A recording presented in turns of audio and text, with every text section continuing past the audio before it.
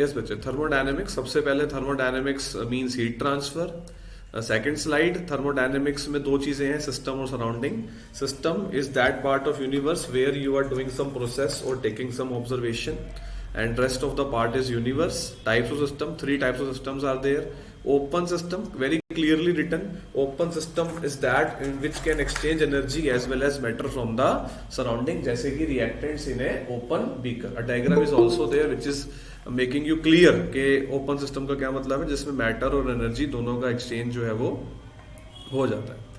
After that बेटा आता है दूसरा, क्लोज सिस्टम की बात अगर करें तो बड़ा क्लियरली यहाँ पे लिखा हुआ है, क्योंकि वो उसको ढक देते हैं क्लोज सिस्टम को, तो उसमें लेकिन ना वॉल्स लगी होती है, कंडक्टिंग मटेरियल की वॉल्स होती हैं, इस वजह से एनर्जी का एक्सचेंज तो पॉसिबल हो जाता है, लेकिन किस चीज का एक्सचेंज पॉसिबल नहीं हो सकता, मैटर का, क्योंकि ऑब्वियसली वो ढक दिया है।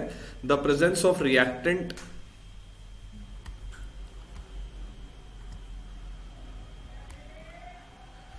the presence of reactant in a closed vessel made up of conducting material. So there is an example of closed system कि आप देख रहे हो कि एक स्टैंड है, एक क्लैंप है, उसके ऊपर एक वो जो इसको बोलते हैं राउंड बॉटम फ्लास्क, उसमें कैल्शियम ऑक्साइड जो है उसको हीट कर रहे हैं, ठीक है ना। तो सिस्टम ऊपर से ढका हुआ है क्लियरली, तो ये जो है वो एग्जाम्पल हो जाएगा क्लोज सिस्टम का। आइसोलेटेड सिस्टम सबसे बढ़िया एग्जाम्पल होता है thermos flask, no exchange of energy and matter, ठीक है ना।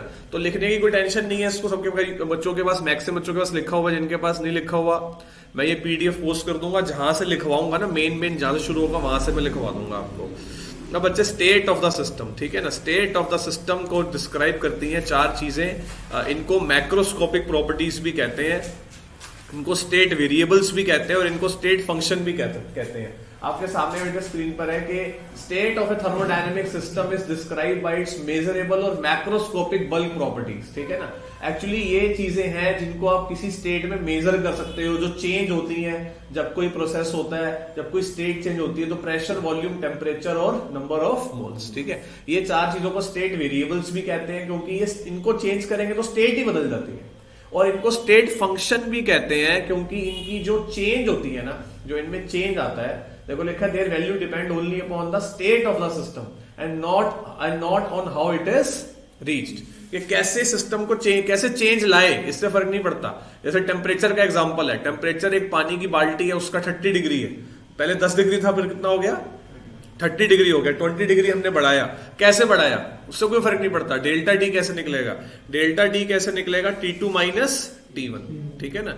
तो जिसका डेल्टा आप आराम से ऐसे बस माइनस करके निकाल दो, हमें कोई मतलब नहीं है कि T2 से T1 पहुंचे, T1 से T2 पहुंचे कैसे, उससे कोई मतलब हमें नहीं होता। ऐसे फंक्शंस को क्या बोलते हैं बेटा, स्टेट फंक्शन बोलते हैं। और स्टेट फंक्शन और भी होते हैं, जैसे इंटरनल एनर्जी।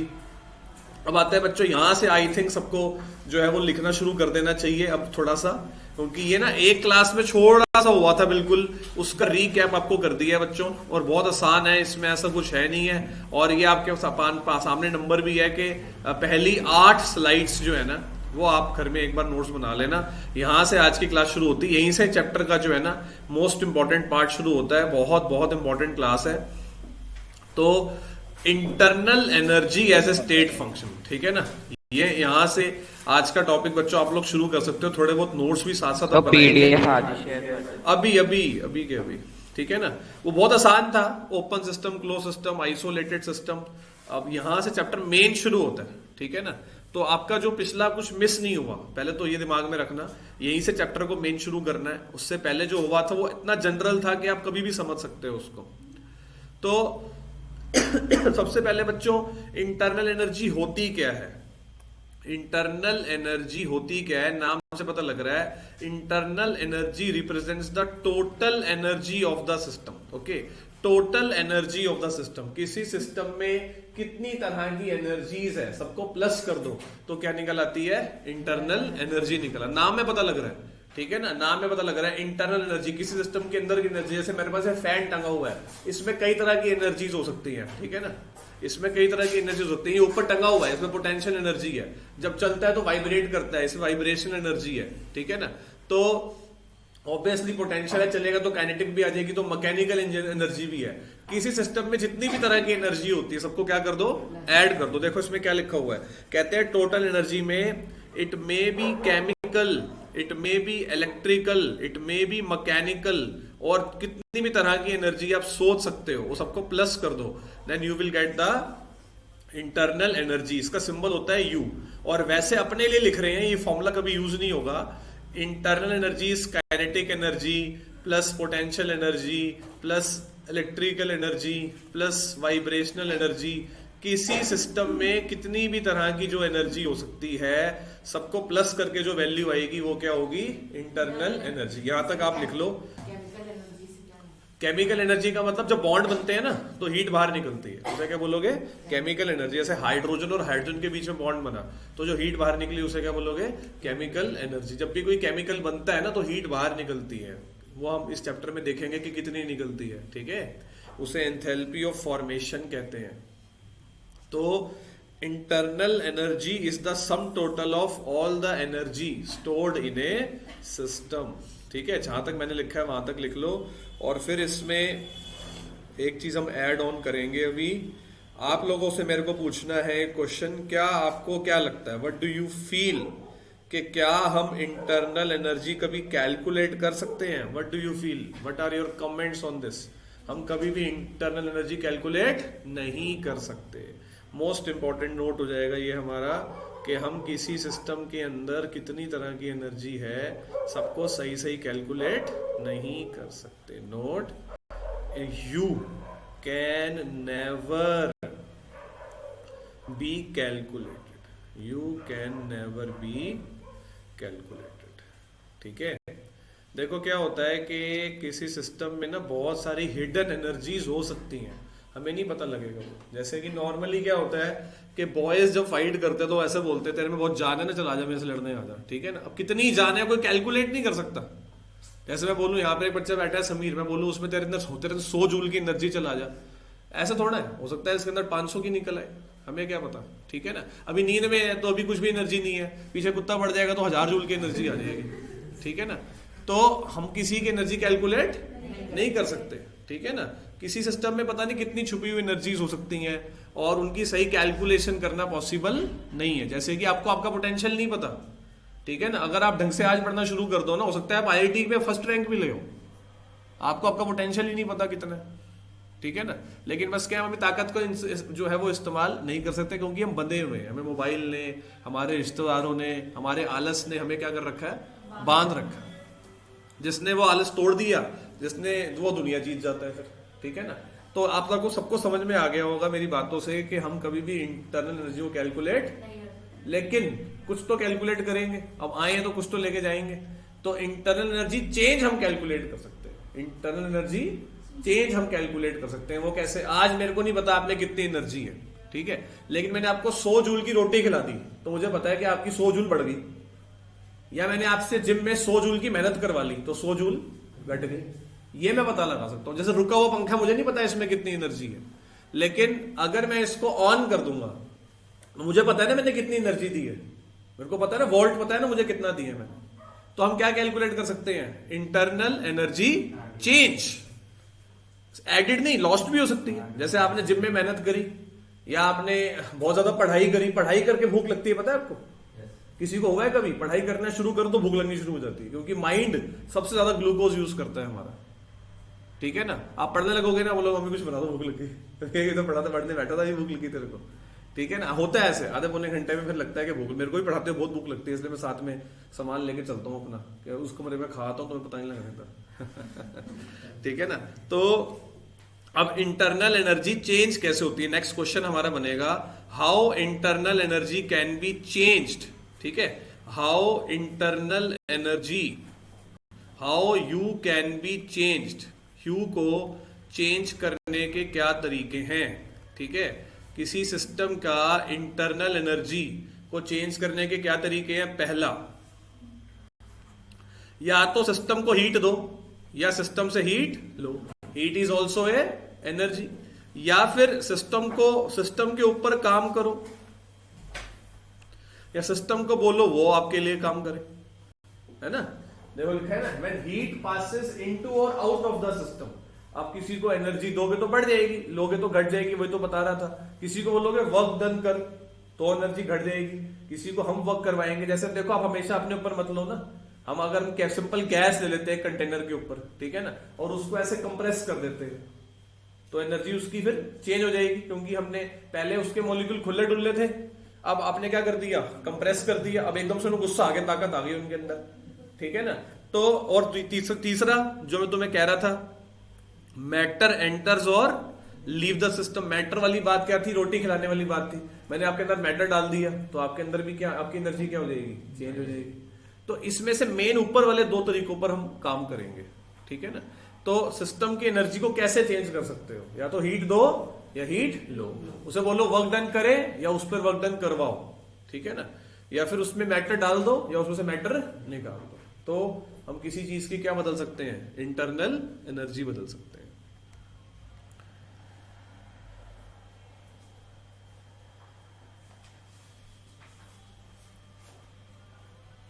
क्वेश्चन था how you can be changed. बेटे ऑनलाइन में सब नोट करते जाओ इसको, everybody be serious about this chapter. ये थोड़ा सा टफ चैप्टर में आता है, इसके न्यूमेरिकल भी थोड़े हाई फाई लेवल के होते हैं, लेकिन बेसिक्स को पकड़ लोगे तो दिक्कत नहीं आएगी, ठीक है ना।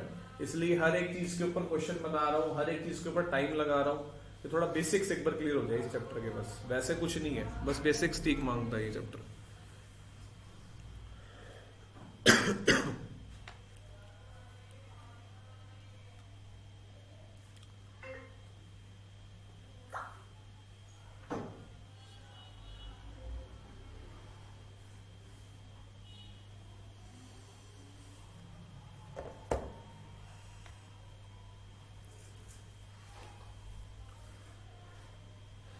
आफ्टर दैट बेटा इंटरनल एनर्जी एंड वर्क, ठीक है। तो यहाँ पे ना बच्चे हम क्या करेंगे, इस टॉपिक को इसको हम अपने तरफ से एक टॉपिक देते हैं। आप लोग लिखो एक्सप्रेशन ऑफ डेल्टा यू, ये मत लिखो, आप लिखो expression of delta U, expression of delta U. मतलब अभी मैंने आपको बोला ना कि डेल्टा यू हम निकाल सकते हैं, हम यू कभी भी कैलकुलेट नहीं कर सकते, क्या कैलकुलेट कर सकते हैं, डेल्टा यू। तो फिर कैसे करेंगे, क्या फॉर्मूला भी तो होगा कुछ डेल्टा यू निकालने का, छोटा सा फॉर्मूला होता है, मैं पहले ही आपको बता देता हूं साइड में, फिर उसको डिराइव भी कर दूंगा। फॉर्मूला होता है बहुत simple, delta U equal to Q plus W. क्या फॉर्मूला है, delta U equal to Q plus W, ठीक है ना। इसको डिराइव कर देता हूं, 2 मिनट का डेरिवेशन है। हमारे केमिस्ट्री के डेरिवेशन क्या होते हैं, 1 मिनट में खत्म हो जाते हैं, आपके जहां फिजिक्स में शुरू होते हैं उतने हमारा खत्म भी हो जाता है, ठीक है ना। छोटा सा डेरिवेशन है, देखो बिल्कुल यहां से शुरू होता है। एक सिस्टम है, उसकी इंटरनल एनर्जी मुझे तो पता नहीं कितनी है, तो हमने क्या मान लिया उसको, यू ए, ठीक है ना। और फिर हमने उसमें चेंज लाया, जरा देखना कैसे करना है, आपको बताता हूँ नोट्स भी कैसे बनाने हैं। ये मेरे पास एक सिस्टम था, इसकी एनर्जी थी यू ए, ठीक है ना।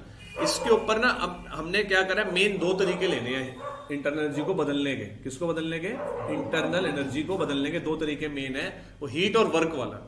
मैटर वाला काम वो उसको मैथमेटिकली लाना मुश्किल हो जाता है। हमने क्या करा, हमने इसको हीट दे दी। हीट का सिंबल क्या होता है, स्मॉल क्यू, कैपिटल क्यू भी होता है, लेकिन अभी हम स्मॉल क्यू लेके चलेंगे। तो इसकी एनर्जी बढ़ गई, एनर्जी अब इसकी कितनी हो गई, यू ए प्लस क्यू हो गई। यहां पर क्यू क्या है, जो हमने हीट इसको दी है, मतलब ये पानी था और हमने इसको क्या कर दिया, गर्म कर दिया, ठीक है ना। तो एनर्जी इसकी बढ़ गई ना, गर्म पानी की एनर्जी ज्यादा होती है, ठीक है ना। फिर हमने क्या करा, जब ये बढ़ रही थी ना, तो जैसे यहां पर ना आप कह लो कि एक प्लेट पड़ी है, ये प्लेट है, या आप इसको टेक्निकली पिस्टन कह लो, तो ना जब ये पानी गर्म होता है तो वो उसमें ताकत होती है, वो प्लेट को उड़ा सकता है ऊपर, ठीक है ना। तो उसने क्या करा, उसने कुछ वर्क किया, ठीक है ना। हमने पानी को हीट दी, पानी ने कुछ वर्क किया, तो अब फाइनल एनर्जी कितनी हो जाएगी, फाइनल एनर्जी कितनी हो जाएगी, यूबी। फाइनल एनर्जी कितनी हो जाएगी, यूबी। यूबी कितनी होगी, U1 plus Q plus W, ठीक है भाई। देखो फाइनल एनर्जी, देखो मेरे को आपने हीट दी, फिर मैंने वर्क भी किया, अब चेंज हो गई ना मेरी एनर्जी। एनर्जी क्या हो गई, अब चेंज हो गई। क्यू देने से भी चेंज होती है। मैंने आपको बोला कि 2 तरीके हैं मेन जिससे आप एनर्जी किसी की क्या कर सकते हो, चेंज कर सकते हो, हीट दो या हीट लो। हमने हीट दी, हीट देने पर सिस्टम ने क्या किया, वर्क किया। अब उसकी एनर्जी बदल चुकी है, पहले वाली नहीं रही उसकी एनर्जी, है ना। तो वर्क डन में आप ऐसे भी कह सकते हो कि आपने हीट करने के साथ साथ इसके ऊपर प्रेशर लगाया, ऐसे कह लो। आपने हीट करने के साथ साथ ऊपर के रिकॉर्डिंग स्टार्ट नहीं की है, सर रिकॉर्डिंग स्टार्ट नहीं किया आपने शायद। बंद कब की थी मैंने? बंद ही नहीं करी मैंने तो, 14 मिनट की हो ठीक है चुकी है। सर। तो अब जो फाइनल एनर्जी बन के आएगी ना, वो क्या बन के आएगी? U B is equal to U one plus Q plus W है ना, U B is equal to U one plus Q plus W है ना। अब फॉर्मूला क्या बन जाएगा बच्चे? हमारा हमारा फॉर्मूला बन जाएगा U B minus U one equal to Q plus W. U B minus U one को क्या डेल्टा यू नहीं लिख सकते? तो हमारा फॉर्मूला कितना सिंपल है, delta U equal to Q plus W. मैंने आपको कहा था ना कि एक सेकंड, हमारे 1 मिनट का डेरिवेशन होता है सिर्फ। सर ठीक है, हाँ ये क्या हमने जब उसको हीट दी तो ऊपर से हमने फोर्स भी लगाया जो वो हाँ हाँ हाँ। तो फोर्स हम जितना लगाते हैं तो नीचे इक्वल एंड अपोजिट में तो कैंसिल हो जाना चाहिए ना इनको तो। नीचे, अरे आप, हमने वर्क किया है ना, हाँ। हमने वर्क किया है तो अब ऊपर अगर वो ऊपर वाला वर्क करेगा, ठीक है ना, क्योंकि वो जिससे हीट हो रहा है और आप कितना वर्क दे रहे हो, आप जरूरी इक्वल उतना ही दे रहे हो जितना उसको हीट किया है। हम एक्स्ट्रा हाँ, फोर्स सारे केसेस लेके चल रहे हैं ना। आपने हल्का सा लगा रखा है और पानी ज्यादा गर्म कर रहे हो तो वो उड़ा के ले जाएगा आपके फोर्स को। या फिर आपने भी बहुत ज्यादा वर्क डन कर रखा है लेकिन हीट थोड़ी सी है तो जल्दी गर्म हो जाएगा वो। प्रेशर कुकर में जल्दी नहीं हो जाता काम। तो यही है, ऊपर से वर्क डन भी लगा रखा है और हीट भी दे रहे हैं, ठीक है ना। तो जो प्रेशर कुकर वाला सबसे बढ़िया तरीका है, पहले जैसे आपने कोई दाल गर्म करने रखी, उसकी एनर्जी की थी या यू ए थी, आपने ऊपर प्रेशर भी लगा रखा है और हीट भी कर रखा है। अब एनर्जी बदल के क्या हो गई, यू भी हो गई। अब हमें पता है हमने कितनी हीट दी है और ऊपर से कितना वर्क कर। और अगर आपने बहुत ज्यादा हीट कर दी, बहुत ज्यादा वर्क, प्रेशर कुकर फट जाएगा। ऐसा भी हो जाता है, प्रेशर कुकर फटने के केसेस होते हैं कि वो फिर वो गैस की लिमिट ज्यादा हो जाती है ना, अगर आप बड़े बड़े चूल्हों पे गर्म कर रहे हो, ठीक है। तो हम ऐसी बात नहीं करेंगे नेगेटिव, हम सिंपल बात करेंगे। हाँ हाँ, ये यू ए कर देता हूँ इसको, है ना, ये यू ए ही कर देता हूँ। एक्चुअली मेरे को ना आदत है उससे करने की। 1 मिनट ना पहले ऊपर का थोड़ा सा लिखोगे, ये let the initial energy. Topic क्या है हमारा, एक बार बता देता हूँ, एक्सप्रेशन ऑफ डेल्टा यू, ठीक है। डेल्टा यू का फॉर्मूला क्या होता है बच्चे, Q plus W. Delta you का फॉर्मूला होता है क्यू प्लस डब्ल्यू। ये पहला फॉर्मूला है चैप्टर का, कैसे डिराइव हुआ आपके सामने है। डेरिवेशन ऐसे भी कर दोगे तो कोई दिक्कत नहीं है। यहाँ पर हमारे पास एक सिस्टम है यू ए, उसमें heat the Q, you one plus Q, ऊपर थोड़ा वर्क डन भी करवा दिया और फाइनल उसकी एनर्जी को हमने बदल दिया। पहले क्या थी, यू ए थी, अब क्या हो गई, यू बी हो गई, ठीक है। तो U B is equal to U A plus Q plus W, U B minus U A equal to Q plus W, delta U equal to Q plus W है। लेट से लिख लो, सही है। डायग्राम से करना, डायग्राम से कर लो, कोई प्रॉब्लम नहीं है इसमें। ये 1 नंबर का ही डेरिवेशन आएगा, ठीक है। एक इसमें है ही क्या, इसको 2 नंबर में एक्सपेक्ट मत करना।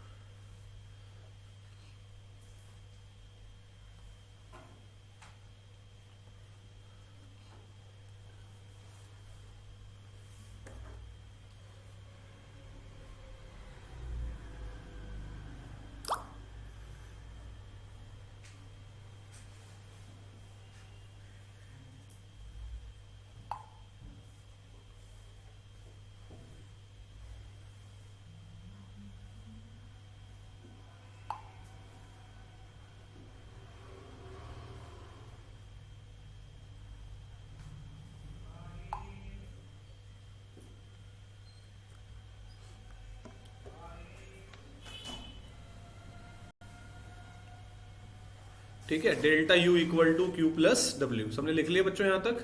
चलो आगे चढ़ते हैं। तो ये सारा जो है ना मैंने करवा दिया, शॉर्ट में ही आपको सारी चीजें समझा दी, ठीक है ना। अब यहां पर ना एक चीज है, देखो ये वाली देखते हैं। आ जाओ, एक क्वेश्चन लिखो, justify that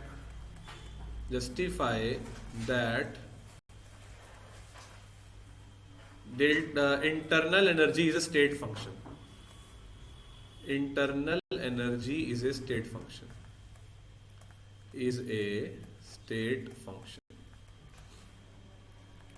Internal energy is a state function.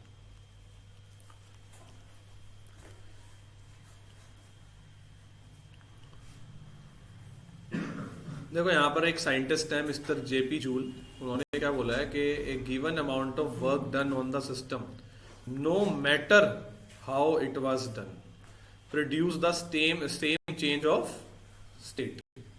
मतलब जैसे ऊपर से प्रेशर हम लगा रहे थे, प्रेशर लगाने के तरीके अलग होते हैं ना। एक प्लेट रख दी, प्लेट के ऊपर एक पत्थर रख दिया, प्लेट के ऊपर एक वेट रख दिया, ठीक है ना।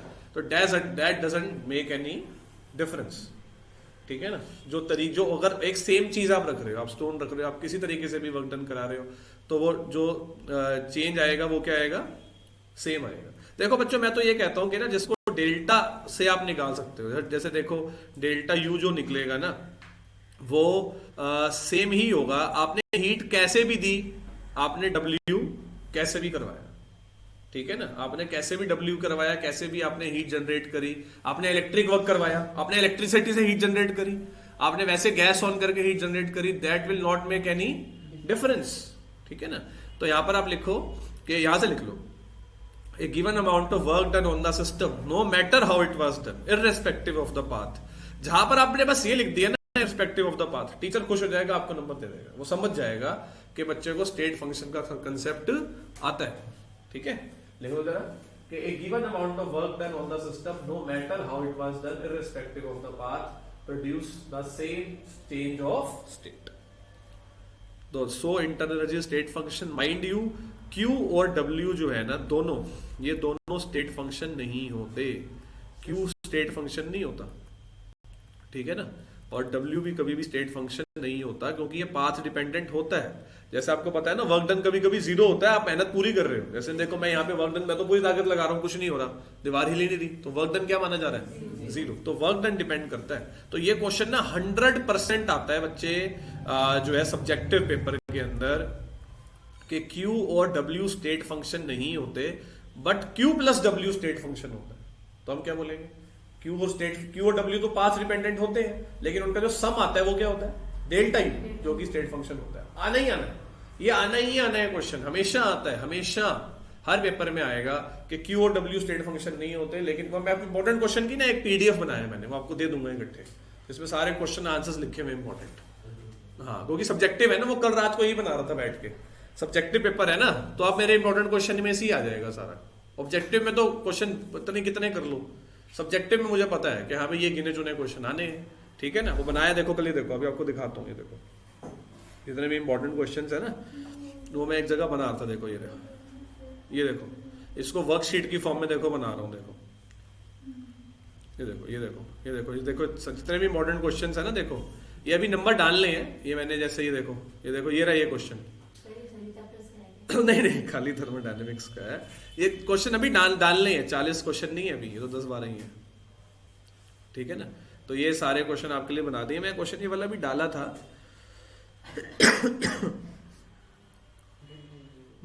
शायद ऊपर नीचे हो गया होगा, दिखा दूंगा आपको। मतलब ऐसे बना रहा हूँ, एक बड़ी अच्छी सी इस तरह से मटेरियल बना रहा हूँ, इंपॉर्टेंट क्वेश्चन सारे इकट्ठे आ जाएंगे, ठीक है। तो delta U equal to Q plus W, और इंटरनल एनर्जी क्या होता है, एक स्टेट फंक्शन। लिख लिया बच्चों सबने, ठीक है। Sir 1 second.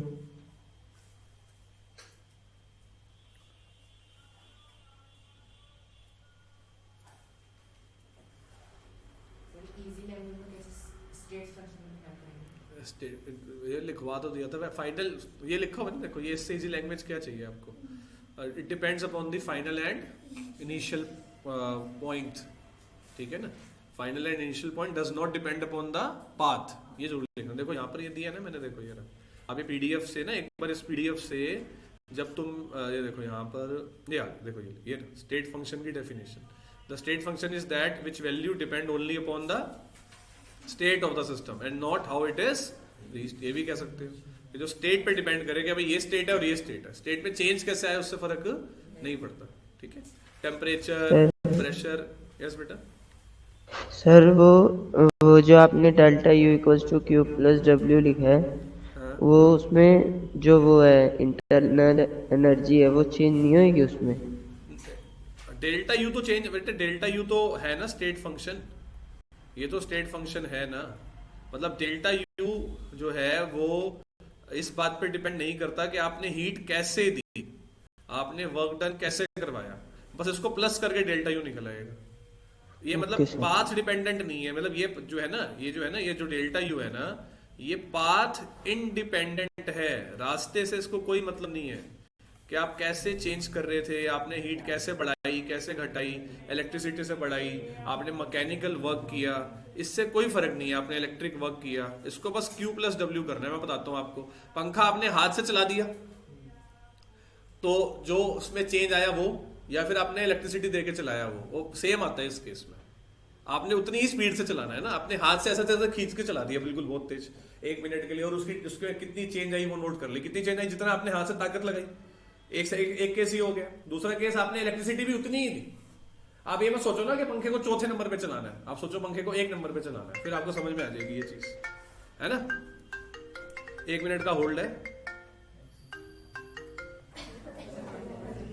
ठीक है बच्चे। अब आते हैं मोस्ट इंपॉर्टेंट साइन कन्वेंशन के ऊपर, ठीक है। साइन कन्वेंशन में क्या होता है कि जैसे ना यहां पर ना एक रूल बना दिया है बड़ा सिंपल सा, कि देखो वर्क डन दो तरह के हैं। वर्क डन दो तरह के कैसे होते हैं, एक होता है work done on the system, ठीक है ना, हम ऊपर से कंप्रेस कर रहे हैं, हम ऊपर से ताकत लगा रहे हैं, तो उस केस में जो वैल्यू होगी उसको पॉजिटिव में लेना होता है, ठीक है। और अगर हम सिस्टम जो है वो काम कर रहा है, वो एक्सपैंड हो रहा है, वो जो है अपनी ताकत यूज करके कुछ काम कर रहा है, तो उस केस में वैल्यू को क्या लिया जाता है बेटा, नेगेटिव लिया जाता है। ये साइन कन्वेंशन बनाए गए हैं कि देखो, जैसे कि ऐसे ही जैसे साइन कन्वेंशन किसका है, W का है, ठीक है, ऐसे ही किसका होता है, Q का भी होता है। और ये मैंने ना शुरू से बताया बच्चों को, जब हीट निकलती है तो नेगेटिव साइन देनी पड़ती है, तो ऐसी तो ये है हीट निकलने का। अगर आप वर्क डन के अंदर एक एनामलस लेते हो, तो वर्क डन का मतलब अपने आप सिस्टम जब काम करेगा तो हीट वर्क डन क्या हो जाएगा, नेगेटिव, और हम देंगे, हम करवाएंगे तो क्या हो जाएगा, positive.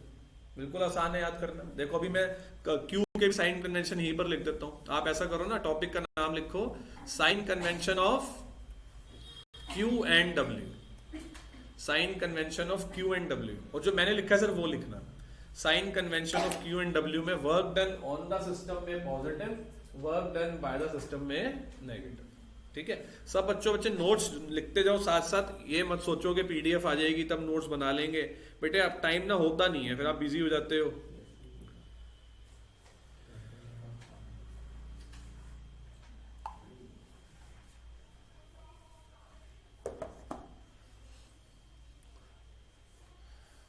Sign convention of Q and W is the topic.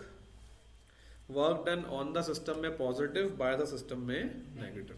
ऐसे ही बच्चे यहाँ पर जो हीट का हो जाएगा, हीट रिलीज होगी, इवॉल्व होगी, तो क्या लेंगे बच्चे आप उस केस में, Q की वैल्यू क्या लेंगे आप उस केस में, नेगेटिव लोगे, ठीक है ना।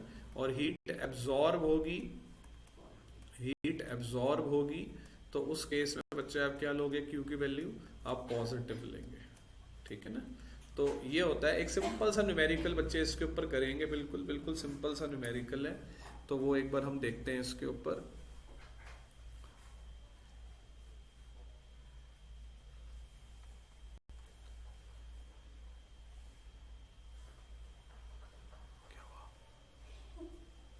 ठीक है, तो एक न्यूमेरिकल करते हैं बच्चों। आप लोग अपनी अपनी एनसीईआरटीज ओपन कर लो, मैं भी ओपन कर रहा हूं अपनी एनसीईआरटी।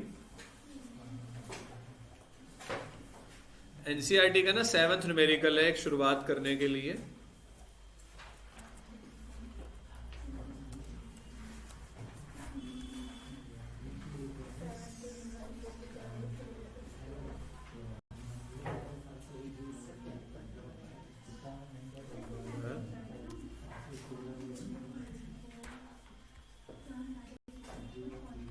देखो बच्चों, ये 7th न्यूमेरिकल आपकी स्क्रीन पर है इस समय, एक बार इसको देखो जरा, देखो ये रहा, ठीक है ना। तो क्वेश्चन को नोट करने की जरूरत नहीं है, it is not that important. तो ये तो सिर्फ एक शुरुआत करने वाला क्वेश्चन है कि कैसे, जैसे इसके न्यूमेरिकल देखते हैं, अभी आपको दिखाता हूँ कि काफी अच्छे लेवल के न्यूमेरिकल्स भी हमें मिलेंगे। तो 701 जो है ना जूल ऑफ हीट क्या हुई थी, एब्जॉर्ब हुई थी। तो क्लियरली बच्चों हम क्या करेंगे, आप लिख लो एनसीईआरटी क्वेश्चन नंबर 7 बस, और 1 सेकंड में इसका आंसर निकल आएगा। Q की वैल्यू बच्चों हमने क्या लेनी है, प्लस में 701 लेनी है। वर्क डन जब पढ़ के देखते हैं क्या लिखा हुआ है, 394 जूल जो है वर्क किसने किया है? सिस्टम ने काम किया है, ठीक है ना, तो माइनस में ले लें, है ना। और हमें निकालना क्या है, हमें क्यू निकालना, सॉरी डेल्टा यू निकालना है, ठीक है ना। इससे आसान न्यूमेरिकल आपको मिलेगा नहीं, तो delta U equal to Q plus W, ठीक है। इसको सॉल्व करके जो डेल्टा यू का आंसर आता है बेटा, माइनस में ही सॉरी प्लस में 307 मेरे को लग रहा है आंसर आएगा, माइनस कर देंगे ना इसको, सिंपल है ना, माइनस कर देंगे। 11 में से 4 गए कितना आ गया, 7 आ गया, 9 में से 9 0, 6 में से 3 गए, तो 307 जूल इज द आंसर, ठीक है। इससे आसान न्यूमेरिकल आपको पूरी बुक में नहीं मिलेगा कहीं पर भी, है ना। तो ये था बच्चे कि अच्छा क्वेश्चन है एक शुरुआत करने के लिए। क्वेश्चन जो बनाया है ना, ये सिर्फ इसलिए बनाया है कि बच्चे को साइन कन्वेंशन की समझ आ जाए एक बार, है ना, on the system by the system का समझ आ जाए, ठीक है। पहला formula delta U equal to क्या होता है बेटा, Q plus W. What is delta U? Internal energy change. Q heat होता है, डब्ल्यू क्या होता है, वर्क डन होता है। क्यू और डब्ल्यू स्टेट फंक्शन नहीं होते, वो पाथ डिपेंडेंट होते हैं, लेकिन डेल्टा यू जो है वो क्या होता है, स्टेट फंक्शन होता है। ये बहुत इंपॉर्टेंट चीज है, ठीक है। न्यूमेरिकल पेपर आसान बने तो ये एज इट इज आ सकता है, ठीक है। चलिए अब आगे करते हैं बच्चों, सबने नोट कर लिया, सबको समझ आ रहा है बेटा ऑनलाइन स्टूडेंट्स? किसी को कोई प्रॉब्लम है तो बता दो। सर आ रहा है। No sir. चलो ठीक है, तो अभी हम करते हैं आगे और कुछ बहुत इंपॉर्टेंट केसेस देखते हैं। सबसे पहले हम देखते हैं कि वर्क डन का एक डेरिवेशन है, वो देखते हैं बच्चों अब आगे।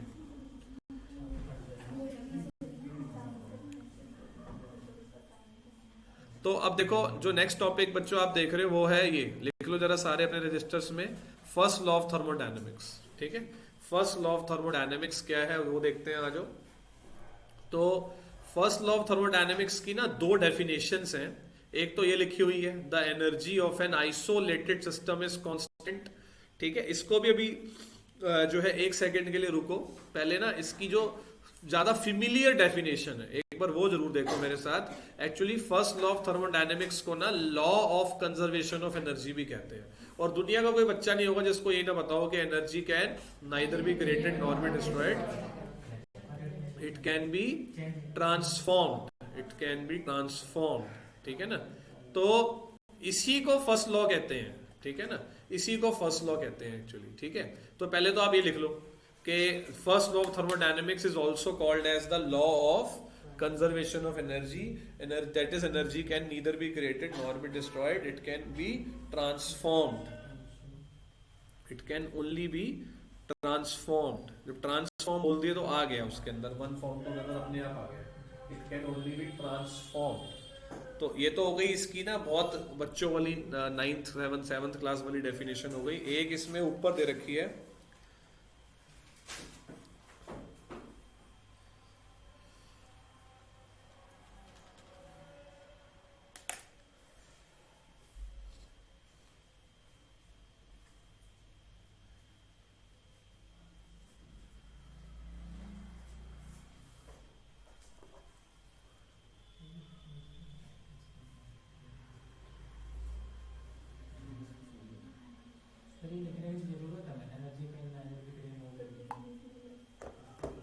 ठीक है, it can only be transform. तो ये तो हो गई यही, हालांकि अगर आपसे कोई पूछो तो आप ये लिख सकते हो बिल्कुल, लेकिन जो ये डेफिनेशन है ना ये भी आपको पता होनी चाहिए। आइसोलेटेड सिस्टम की एनर्जी क्या रहती है, कांस्टेंट। तभी तो एनर्जी क्रिएट और डिस्ट्रॉय नहीं हो सकती।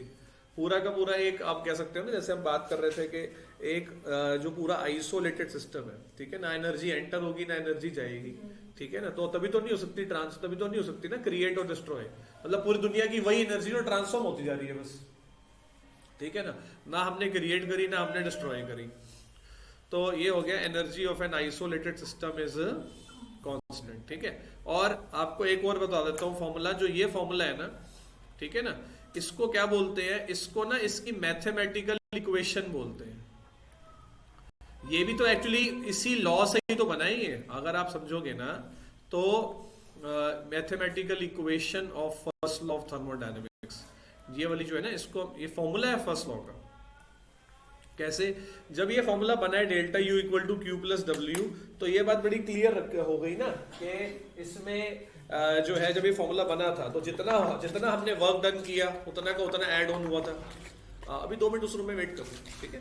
जितना हमने वर्क डन किया उतना ही ऐड ऑन हुआ था, जितनी हीट दी थी उतनी ही ऐड हुई थी, बीच में ना कोई क्रिएट हुई थी ना कोई डिस्ट्रॉय हुई थी। मेरी बात समझ रहे हो कि जब डेल्टा यू का फॉर्मूला क्या निकल के आया था, Q प्लस W निकल के आया था, मतलब जितनी हीट दी उतनी ही मिली, बीच में रास्ते में कोई जो है वो डिस्ट्रॉय नहीं हुई, ना ही कोई बढ़ गई। तो इसलिए ये फॉर्मूला जो है वो क्या है, फर्स्ट लॉ ऑफ थर्मोडायनेमिक्स की क्या है, ये मैथमेटिकल इक्वेशन, ठीक है ना। तो this is first law of thermodynamics. I hope this is also clear to all. अब बच्चों चलते हैं, थोड़ा सा एक कुछ डेरिवेशंस हैं तो वो हम करेंगे। देखो ये ना एक फॉर्मूला हमने डिराइव करना है, तो फॉर्मूला क्या है बच्चों, ये इसको हम बोलते हैं वर्क डन का ना। अब हम टॉपिक आप लिख सकते हो expression of work done, expression of work done, ठीक है। एप्लीकेशंस की बजाय आप लिखो एक्सप्रेशन ऑफ वर्क डन,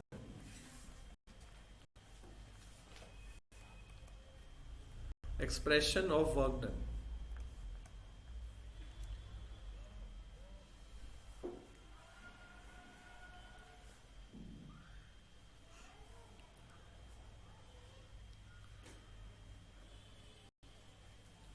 तो सर इससे ऊपर वाला दिखा दो एक बार। क्या चीज है, क्या रह गया, ये नहीं सर, इससे एक ऊपर एक और था। ये चीज, यस सर।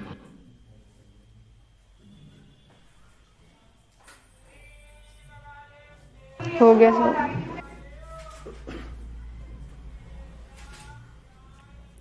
देखो ये ना वर्क डन का एक एक्सप्रेशन, इसको ना बनाने के लिए जरा एक बार डायग्राम आपको बनाना पड़ेगा।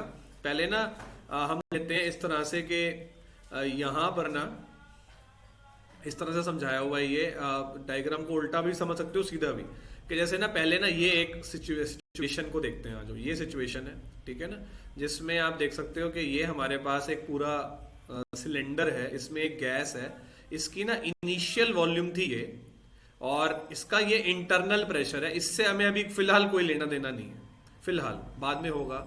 ये क्या है, ऊपर से लगाने वाला एक्सटर्नल प्रेशर, ठीक है। हमने क्या करा, एक्सटर्नल प्रेशर इतना ज्यादा लगा दिया कि वॉल्यूम इतनी सी रह गई, देखो आप, ये क्या हो गई, इसकी फाइनल वॉल्यूम होगी, ठीक है ना। अब जो चेंज आया वो कितना आ गया, आप कह सकते हो जो है वो चेंज कितना आया इसके अंदर, डेल्टा वी आया, ठीक है ना। तो और ऐसे भी कह सकते हो इस चीज को कि यहां पर जितनी ये लेंथ थी, ठीक है ना, वो थी L1, अब जिसमें लेंथ जो हो गई वो क्या हो गई L2, और एरिया से इसको मल्टीप्लाई करके क्या निकल के आएगा, डेल्टा वी, ठीक है ना। आप डायग्राम बना लो खाली ये वाला, ठीक है, डायग्राम में सारी बातें आ जाएगी अपने आप, ठीक है ना। ये सारे मतलब लिख लो बस कि ये क्या है, ये पहले डायग्राम बनाओ। हम डेरिवेशन कर रहे हैं अगेन, एक छोटा सा, हमारे छोटे से डेरिवेशन होते हैं, डायग्राम से समझ आ जाते हैं बिल्कुल, ठीक है ना। बस सबके ना मीनिंग लिख लेना कि ये हम क्या करा रहे हैं, एक्सटर्नल प्रेशर लगा रहे हैं, ठीक है, ये एक्सटर्नल प्रेशर है। आपको इसमें लिखना है तो थोड़ा सा ऐसा डायग्रामेटिक ही बना लो, gas enclosed in a cylinder, यहां पर एक गैस है एनक्लोज्ड इन ए सिलेंडर, ठीक है ना। डायग्राम दोनों बना लो, पहले ये बड़े वाला डायग्राम बना लो, फिर ये ना एरो को उल्टा कर देना ऐसे, ठीक है, फिर ये वाला डायग्राम बना लो। डजंट मेक एनी डिफरेंस, आप आगे पीछे दोनों बनाने, डायग्राम दोनों बनाने हैं ना, दोनों बनाने हैं।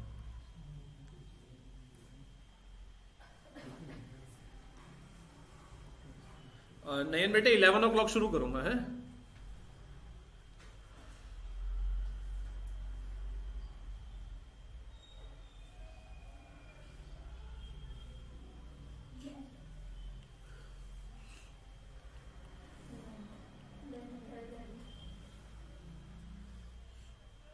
L1 L2 भी लिख लेना, VI और VF भी लिख लेना, ठीक है ना। VI क्या है बच्चों, VI क्या हो जाएगी, initial volume, VI is initial volume and VF is final volume.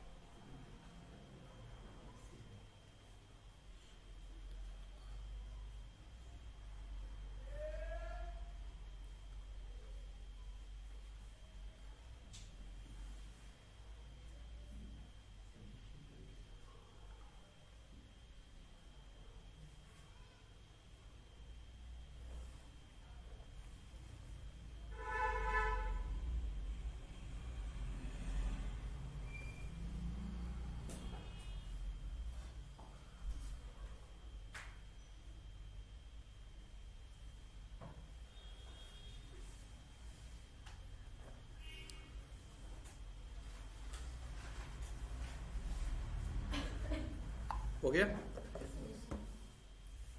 ठीक है ना, ये सारा इसमें लिखा हुआ है। जैसे आपको अगर लिखना होगा उसको सर पढ़ एक लेते मिनट हैं, डायग्राम एक बार दिखा पढ़ लेते हैं, बना लेना डायग्राम बेटा।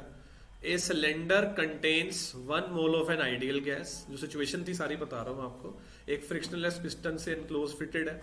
टोटल वॉल्यूम पहले गैस की वी आई थी, प्रेशर गैस का जो अंदर था वो पी था, एक्सटर्नल प्रेशर क्या था, पी एक्स था। पी एक्स क्या है, क्रेटर है। Piston is moved inward till the pressure inside becomes equal to P ex. बिल्कुल ठीक, वही जो वर्क डन मतलब इक्वल करना है। Let this change be achieved in a single step and the final volume be V F. ऐसा लिख लेना आप, ठीक है ना। वो इतना तो आपको देखो करना पड़ेगा ना। अब मैं एक एक चीज लिखवाता जाऊंगा तो कोर्स कैसे होएगा पूरा, आप खुद सोचो। तो ये चीज आप लिख लेना इसमें पूरी की पूरी ऐड ऑन करनी हो तो। लेकिन मेरे हिसाब से जितनी भी बातें मैंने बताई है सारी डायग्राम सारी लिखी हुई है अभी, है ना। मैं सारी मैंने उसको डायग्रामेटिकली समझा दी, ठीक है। अब देखो जरा क्या होता है। अब इसमें ना मैं आपको करके दिखाता हूँ, 1 मिनट का डेरिवेशन है। देखो इधर वर्क डन का फॉर्मूला क्या होता है ये बताओ। फोर्स इंटू डिस्प्लेसमेंट होता है। मेन डेरिवेशन को समझो आप। देखो लिखने के लिए ये तो क्या आप लिख नहीं सकते बना के कि गैस है एनक्लोज, एक गैस एनक्लोज है एक सिलेंडर के अंदर, उसकी मतलब लेट इनिशियल वॉल्यूम भी वी आई, लेट जो है फाइनल वॉल्यूम भी V F, external pressure is P E x. लिख नहीं सकते ये सब बना के, इतना तो कर सकते हैं, इतना तो यूज्ड टू हो चुके हो फिजिक्स में कर करके डेरिवेशन। फोर्स क्या होता है एक्चुअली, ये क्या ये फॉर्मूला होता है। ये जो फॉर्मूला है ना ये है अभी जो है ना ये फॉर्मूला जो है ये मैकेनिकल वर्क डन का फॉर्मूला है, ठीक है ना। फिजिक्स में यूज होता है ये फॉर्मूला। हमने जो करना है ना इस केमिस्ट्री में क्या है, इसी चीज को प्रेशर और वॉल्यूम के अंदर चेंज करना है। इसी चीज को प्रेशर वॉल्यूम में चेंज करना है। सबको पता है बच्चे को फोर्स क्या होता है, प्रेशर इंटू एरिया। और डिस्प्लेसमेंट कितनी हुई थी आप कह सकते हो L2 माइनस L1 हुई थी, ठीक है ना। अब यहां पर ना मैं एक माइनस का साइन लगाऊंगा क्योंकि L2 छोटा था। ये देखो आप, ये देखो L2 छोटा है। अब मैं कर रहा हूं L2 माइनस L1, तो माइनस में नहीं आएगा, मुझे बताओ। कंप्रेस कर दिया ना, पहले लेंथ थी 10, अब होगी 8 या 7 या 6, तो 6 माइनस 10 करूंगा तो माइनस में आएगा ना आंसर। माइनस आ गया। एरिया इंटू डेल्टा एल, है ना। Area into delta L. सबको पता है कि एरिया इंटू लेंथ क्या होता है, वॉल्यूम। ये मेरा फॉर्मूला बन